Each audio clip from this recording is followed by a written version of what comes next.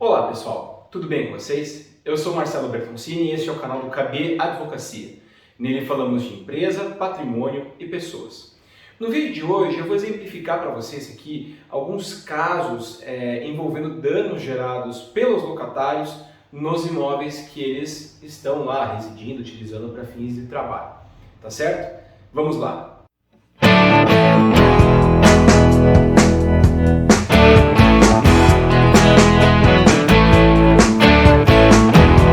Então, pessoal, como eu comentei, né, existem situações envolvendo a locação que são corriqueiras, que são de uso comum, de um desgaste esperado, né, do uso daquele imóvel que está locado. Então, um imóvel, por exemplo, locação residencial lá de 30 meses e tudo mais, se espera que em 30 meses um piso de madeira fique um pouco mais desgastado, né, que uma janela possa começar a ranger um pouquinho, enfim, que uma geladeira deixe de funcionar, que um fogão fique um pouco mais entupido, e assim por diante, né? São questões ali de um uso comum que com o tempo, com 30 meses, né, aí, bastante tempo, ali, quase 3 anos de uso, acabem acontecendo. No entanto, o que se deve observar é que existem usos que não trazem esse desgaste corriqueiro, que sim são usos que estragam, que danificam o bem, que danificam o imóvel, que danifica aquele imóvel que está guarnecendo um tapete, um carpete, uma cortina e assim por diante.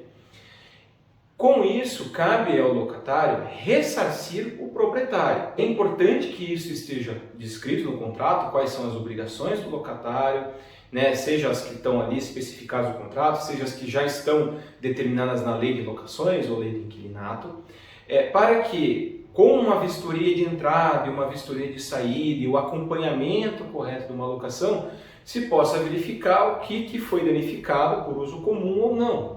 Então, por exemplo, né, esses casos de locação que está tudo pronto, né, a pessoa só entra lá, às vezes para estudante, para um executivo, um trabalhador que vem de outra cidade, esses flats, por exemplo, em centros de cidade, né, estúdios. Às vezes tem lá uma louça que, né, já está sendo fornecida, uma roupa de cama, um tapete, um sofá, televisão, uma cozinha mais completa e assim por diante. Bom, na vistoria de entrada vai lá constar que tem o tapete, que tem a televisão, o eletrodoméstico, que tem 5 pratos, que tem 6 copos, né? Um jogo com 10 facas, 10 garfos e assim por diante. Na vistoria de saída isso vai ser verificado novamente e aí vai constar lá eventualmente uma diferença. Né? Pode acontecer, por exemplo, se quebrar um prato, se quebrar um copo naquele período, né? E isso cabe ao locatário comprar um novo, igual e ressarcir, e não havendo um igual, comunicar ao proprietário e que será comprado ali um jogo novo em comum acordo, né? E que não foi encontrado aquele modelo, se tem a possibilidade de se colocar algo novo, né? Tudo isso deve ser muito bem combinado e tratado de forma amigável. Por certo que quando, né, a amizade e a conversa não resolve a situação, que a ação judicial é o caminho que existe, pelo menos no Brasil, para se tentar ali se obter aquele ressarcimento por um reparo que teve que ser feito, a substituição de algum item e assim por diante. Mas há casos específicos, né? Certa feita aqui no escritório a gente trabalhou com um caso em que o locatário, o inquilino, ele tinha um pet, ele tinha um cãozinho de estimação. E esse cãozinho ficava em um estúdio, justamente, durante o dia, enquanto o seu dono ali, que era o inquilino, saía para trabalhar. E esse pet, né, apesar de ser um cachorrinho muito amado por seu proprietário, esse pet acabava que ele fazia algumas necessidades no apartamento. Então, né, urinava no canto do móvel, no painel para televisão, sujava o tapete, subia na cama, então enchia a cama de pelos, roía ali o pé de cama, o pé da mesa e assim por diante. Esses danos não são danos do uso comum. Por certo que a gente tem que pôr um parênteses nesse caso aqui, que foi que infelizmente no contrato daqueles proprietários daquele imóvel não constava ali a proibição de pet no imóvel. Isso é muito importante, pessoal. Se vocês não querem pet, não querem que fume no imóvel, é muito importante que se conste no contrato essas proibições e que isso seja comunicado ali para quem está querendo locar. Fumar, por exemplo, num prédio, por mais óbvio que não se possa fumar na área do prédio, é importante colocar também que na área comum é proibido fumar e assim por diante. Então, fechando esse parênteses, o cachorrinho ia lá e danificava os móveis que guarneciam lá o apartamento. No momento que foi sair aquele inquilino, foi feita a vistoria de saída e se averigou o problema do painel, estava empenado por conta da urina, os tapetes estavam sujos de pelo, a roupa de cama também, tinha lá uma cadeira, salvo engano, que estava com o pé ruído, e aí isso tinha que ser arrumado. E aí, com todas essas informações em mãos, foi possível se cobrar daquele inquilino, na hora de sua saída, o reparo, né, dessas questões. Então, a troca do painel, o ajuste do painel, né, a troca da cadeira, o ajuste da perna da cadeira, a higienização dos tapetes, sofás, colchão, né, enfim, roupa de cama, toalhas que estavam ali sujas com bastante pelo do cachorrinho, a limpeza da máquina de lavar roupa, porque se lavava a roupa, tinha pelo na roupa e também entupiu um pouco a máquina. Então vejam, a importância de se fazer a vistoria de entrada, se ter a vistoria de saída e se colocarem as obrigações no contrato. Como nesse contrato não havia questão de proibição do pet, os danos acabaram ficando o proprietário, né, falou, olha, tem que me ressarcir. O locatário falou, olha, você não me proibiu trazer o pet, o cachorrinho faz essas coisas mesmo, ele suja das coisas, com pelo e assim por diante. Mas ainda assim não é, né, comum e corriqueiro você encontrar o seu apartamento depois de locar com um imóvel empenado por conta de urina de cão ou um pé de cadeira ruído. Então isso teve que ser reparado. Então, pessoal, pet, importante, constem no contrato, façam todas as historias necessárias para se averiguar se você deixou ter pet lá, qual é a situação ali do imóvel da entrega, né, quando ele foi devolvido, para fins de eventual pedido de reparo naquele imóvel ou seus bens lá dentro. Uma outra questão bastante comum, pessoal, é o vazamento, principalmente em prédios.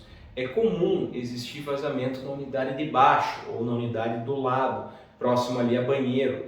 Por quê? Porque às vezes estúdio, por exemplo, mais um caso de estúdio, né? O rejunte desgasta, a locação ela é frequente, tem sempre gente ocupando aquele espaço, a pessoa toma banho. Então é comum haver o desgaste do rejunte no chuveiro e causar um vazamentinho. Né? Ou às vezes, né, nas construções, furar lá, dar um problema de ralo.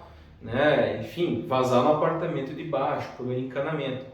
Aqui é muito importante fazer constar aquela obrigação que tem na lei do inquilinato, que consta que é a obrigação do locatário informar o locador de danos, né, e problemas estruturais do imóvel que estão causando danos no próprio imóvel ou em imóvel de terceiros, e bem como por ser um problema estrutural, que o proprietário faça o reparo para que seja resolvido aquele problema.